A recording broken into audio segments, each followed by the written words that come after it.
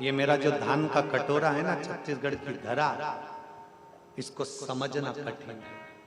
इसी छत्तीसगढ़ का एक चरित्र सुनाऊंगा।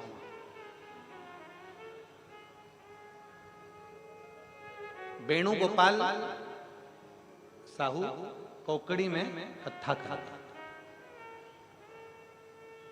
और वहां की जितनी माताएं, उन्होंने पशुपतिनाथ का व्रत करना प्रारंभ किया।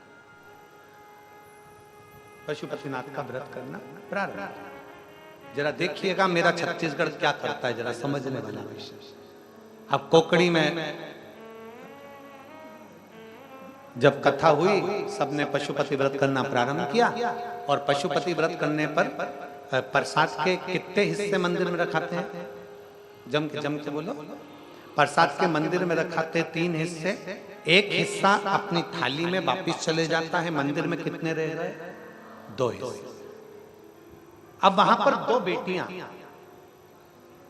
2 लड़कियां अच्छी पढ़ने वाली, एक शायद 8th क्लास में पढ़ रही थी और एक 10th में पढ़ रही थी। दोनों बेटियां सोमवार के सोमवार मंदिर में एक बाल्टी लेकर जाती स्टील की, और जो भी प्रसाद इकट्ठा होता वो स्टील की बाल्टी में डाल। अब देखते,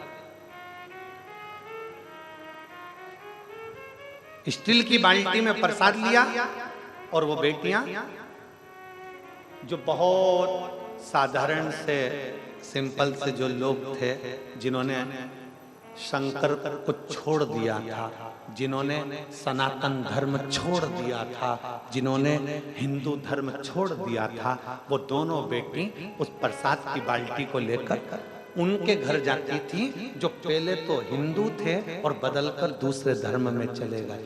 इतना प्रसाद उनको देकर आती और कहती, चाची खा लेना, काकी खा लेना। सारे घर के बच्चों को प्रसाद देकर आ जाते। जितने कोकड़ी के आसपास के जो क्षेत्र के घर थे, उसमें से 15 घर के लोगों ने वापिस शंकर की आराधना करना प्रारंभ कर दी और सनातन धर्म में वापिस।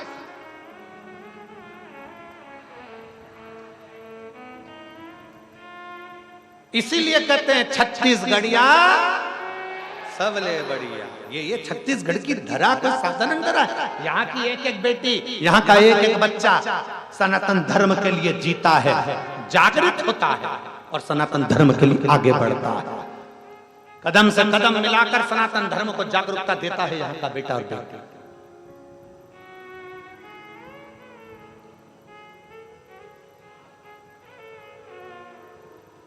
शिव को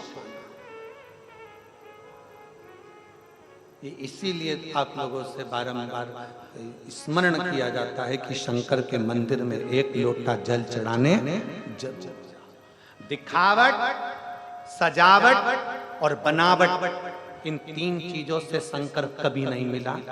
दिखावट से शंकर कभी नहीं मिला। कितना भी दिखावा कर लो, शिव नहीं मिलेगा।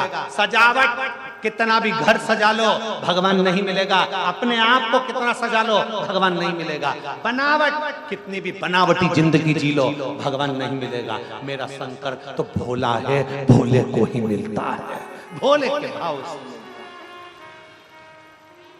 भोला है।